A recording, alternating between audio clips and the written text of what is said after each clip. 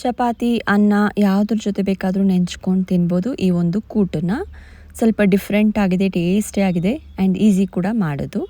ಹೇಗೆ ಮಾಡೋದು ಈ ಒಂದು ಮೆಂತ್ಯ ಸೊಪ್ಪಿನ ಕೂಟು ಅಂತ ನೋಡೋಣ. ಮೊದಲಿಗೆ ನಾನು ಕುಕ್ಕರ್ಗೆ ಅರ್ಧ ಕಪ್ಪಷ್ಟು ಹೆಸರುಬೇಳೆ ಹಾಕೋತಾ ಇದ್ದೀನಿ. ನಾನಿಲ್ಲಿ ಹಸಿರು ಬೇಳೆನ ಬಳಸಿರೋದು. ಸೊ ಹಾಗಾಗಿ ಇದಕ್ಕೆ ಒಂದು ಸ್ವಲ್ಪ ಜಾಸ್ತಿ ನೀರು ಹಿಡಿಯುತ್ತೆ. ನೀವು ನಾರ್ಮಲ್ ಬೇಳೆ ಕೂಡ ಬಳಸ್ಕೋಬೋದು. ಇದನ್ನು ಚೆನ್ನಾಗಿ ನೀರಿನಲ್ಲಿ ತೊಳ್ಕೊಂಡು ಇದಕ್ಕೆ 1.5 ಕಪ್ಪಷ್ಟು ನೀರನ್ನು ಹಾಕಿ ಒಂದು ಅರ್ಧ ಗಂಟೆ ನೆನೆಸಿಡ್ತಾ ಇದ್ದೀನಿ. ನೀವು ನಾರ್ಮಲ್ ಹೆಸರು ಬೇಳೆ ಹಾಕ್ಕೊಂಡ್ರೆ 1/4 ಕಪ್ಪಷ್ಟು ನೀರು ಹಾಕಿದ್ರೆ ಸಾಕು. ಸೊ ಇದು ನೆಂದ ಮೇಲೆ ಒಂದು ಅರ್ಧ ಗಂಟೆ ಇದಕ್ಕೆ ಒಂದು ಸ್ವಲ್ಪ ಅರಿಶಿನ, ಒಂದು 2-3 ಡ್ರಾಪಷ್ಟು ಎಳ್ಳೆಣ್ಣೆ ಹಾಕಿದ್ದೀನಿ. ಆಮೇಲೆ ಇದನ್ನು ಬೇಯಿಸ್ಕೊಳ್ಳೋಕ್ಕೆ ಇಟ್ಕೋತಾ ಇದ್ದೀನಿ. 1 ವಿಸಿಲ್ ಬರೋವರೆಗೂ ಬೇಯಿಸ್ಕೊಂಡಿದ್ದೀನಿ ಸಣ್ಣ ಊರಿನಲ್ಲಿ.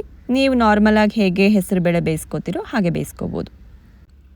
ಇದು ಬೇಯೋಷ್ಟೊತ್ತಿಗೆ ನಾನು ಮೆಂತ್ಯ ಸೊಪ್ಪು ಬಿಡಿಸ್ಕೋತಾ ಇದ್ದೀನಿ. ಆ್ಯಕ್ಚುಲಿ ಇದನ್ನು ಮಾಡಬೇಕು ಅಂತ ಪ್ಲ್ಯಾನ್ ಇರಲಿಲ್ಲ, ಇಲ್ಲಾಂದರೆ ಮುಂಚೆನೇ ಸೊಪ್ಪನ್ನೆಲ್ಲ ಬಿಡಿಸಿ ರೆಡಿ ಮಾಡಿ ಇಟ್ಕೊಂಡ್ಬಿಡ್ತಿದ್ದೆ. ಫ್ರೆಶ್ ಆಗಿ ಮೆಂತ್ಯ ಸೊಪ್ಪು ತರಿಸಿದ್ದೆ. ಸೊ ಹಾಗಾಗಿ ಮಾಡೋಣ ಅಂತ ಲಾಸ್ಟ್ ಮಿನಿಟಲ್ಲಿ ಡಿಸೈಡ್ ಮಾಡಿದ್ದು. ಸೊ ಒಂದು ಅರ್ಧ ಕಟ್ಟಷ್ಟು ಮೆಂತ್ಯ ಸೊಪ್ಪನ್ನು ನಾನಿಲ್ಲಿ ತೊಗೊಂಡಿದ್ದೀನಿ. ಸೊಪ್ಪನ್ನೆಲ್ಲ ಬಿಡಿಸ್ಕೊತಾ ಇದ್ದೀನಿ. ಇದಕ್ಕೆ ಒಂಚೂರು ಉಪ್ಪು ಹಾಕಿ ನೀರಿನಲ್ಲಿ ಒಂದು 3-4 ಸಲ ಚೆನ್ನಾಗಿ ತೊಳ್ಕೊಬೇಕು. ಕ್ಲೀನ್ ಮಾಡಿರೋ ಮೆಂತ್ಯ ಸೊಪ್ಪನ್ನೇ ತರಿಸ್ಕೊಂಡಿದ್ದೆ, ಬಟ್ ಆದರೂ ಒಂದು 3-4 ಸಲ ಚೆನ್ನಾಗಿ ನೀರಿನಲ್ಲಿ ತೊಳ್ಕೊಬೇಕು. ಸೊ ಯಾವುದೇ ಒಂದು ತರಕಾರಿ ಆಗಲಿ ಹಣ್ಣಾಗಲಿ ಯಾವುದೇ ತಂದರೂ ಉಪ್ಪು, ಬೇಕಿಂಗ್ ಸೋಡಾ ಹಾಕಿ ನೀರಿಗೆ ಒಂದು ಅರ್ಧ ಗಂಟೆ ಅದನ್ನು ನೀರಿನಲ್ಲಿ ಬಿಟ್ಬಿಟ್ಟು ಆಮೇಲೆ ತೊಳ್ಕೊತೀನಿ. ಸೊಪ್ಪಾದರೆ ನೀರಲ್ಲಿ ನೆನೆಸಲ್ಲ, ಹಾಗೇ ಒಂದು 3-4 ಸಲ ಉಪ್ಪು ಹಾಕಿ ಚೆನ್ನಾಗಿ ತೊಳ್ಕೊತೀನಿ. ಇವಾಗ ಇದನ್ನು ತೊಳ್ಕೊಂಡ್ಮೇಲೆ ಚಿಕ್ಕದಾಗಿ ಕಟ್ ಮಾಡ್ಕೋಬೇಕು. ಈ ಕೂಟನ್ನು ಸೊಪ್ಪನ್ನು ಫ್ರೆಶ್ ಆಗಿ ತಂದಿರ್ತಿರಲ್ಲ ಅದೇ ದಿವಸನೇ ಮಾಡಿಬಿಡಿ, ತುಂಬ ಚೆನ್ನಾಗಿರುತ್ತೆ. ಸ್ವಲ್ಪ ಇದಾದರೆ ಲೇಟ್ ಆದ್ರೂ ಕಹಿ ಬರೋ ಚಾನ್ಸಸ್ ಇರುತ್ತೆ. ಸೊ ಅವಾಗ ಚೆನ್ನಾಗಿರೋದಿಲ್ಲ. ಹಾಗಾಗಿ ಇದನ್ನು ಚಿಕ್ಕದಾಗಿ ಕಟ್ ಮಾಡ್ಕೊತಾ ಇದ್ದೀನಿ. ಹಾಗೆಯೇ ಇದಕ್ಕೊಂದು ಮಸಾಲೆ ರೆಡಿ ಮಾಡ್ಕೊಂಡ್ಬಿಟ್ರೆ ಆಗೋಯಿತು, ತುಂಬ ಬೇಗ ಆಗೋಗುತ್ತೆ. ಈ ಚಾಪಿಂಗು ಇದನ್ನೆಲ್ಲ ನೀವು ಮುಂಚೆನೇ ಮಾಡಿಟ್ಕೊಂಡ್ಬಿಟ್ರೆ ಇನ್ನೂ ಬೇಗ ಆಗೋಗುತ್ತೆ. ಸೊ ಮಿಕ್ಸರ್ ಜಾರ್ಗೆ ನಾನೊಂದು 1/4 ಕಪ್ಪಷ್ಟು ತೆಂಗಿನಕಾಯಿ ಹಾಕ್ತಾಯಿದ್ದೀನಿ. ಹಾಗೆಯೇ ಒಂದೇ ಒಂದು ಚಿಕ್ಕ ಈರುಳ್ಳಿನ ಕಟ್ ಮಾಡಿ ಹಾಕಿದ್ದೀನಿ. 1 ಸ್ಪೂನಷ್ಟು ಜೀರಿಗೆ, ಖಾರಕ್ಕೆ ಎಷ್ಟು ಬೇಕೋ ಅಷ್ಟು ಹಸಿಮೆಣಸಿನ್ಕಾಯಿ. ನಾನಿಲ್ಲಿ 4 ಹಸಿಮೆಣಸಿನ್ಕಾಯಿನ ಬಳಸಿದ್ದೀನಿ. ಆ್ಯಕ್ಚುಲಿ ಬೇಳೆ ಖಾರನ ತುಂಬ ಹೀರ್ಕೊಂಡ್ಬಿಡುತ್ತೆ. ಸೊ ಹಾಗಾಗಿ ನೀವು ಖಾರ ಇಷ್ಟಪಡೋದಾದರೆ ಸ್ವಲ್ಪ ಜಾಸ್ತಿನೇ ಮೆಣಸಿನ್ಕಾಯಿ ಹಾಕಿ ಒಂದು ಸ್ವಲ್ಪ ನೀರನ್ನು ಹಾಕ್ಕೊಂಡು ಇದನ್ನು ಚೆನ್ನಾಗಿ ರುಬ್ಕೋಬೇಕು. ಈ ಮಸಾಲೆ ಒಂದು ರೆಡಿ ಮಾಡಿಟ್ಕೊಂಡ್ಬಿಟ್ರೆ ತುಂಬ ಈಸಿ ಆಗೋಗುತ್ತೆ.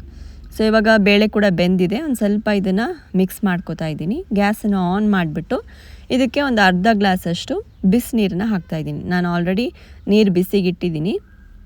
ಸೊ ಅದನ್ನು ಹಾಕಿ ಚೆನ್ನಾಗಿ ಮಿಕ್ಸ್ ಮಾಡಿಕೊಂಡು ಈ ರುಬ್ಕೊಂಡಿರೋ ಮಸಾಲೆ, ಉಪ್ಪು ಇದನ್ನೆಲ್ಲ ಹಾಕಿ ಮಿಕ್ಸ್ ಮಾಡಿಬಿಟ್ರೆ ಆಗೋಯ್ತು. ಒಂದು 10 ನಿಮಿಷ ಕುದಿಸ್ಬಿಟ್ರೆ ಆಗೋಯ್ತು ಮೆಂತ್ಯ ಸೊಪ್ಪು ಹಾಕಿ, ಅಷ್ಟೇ.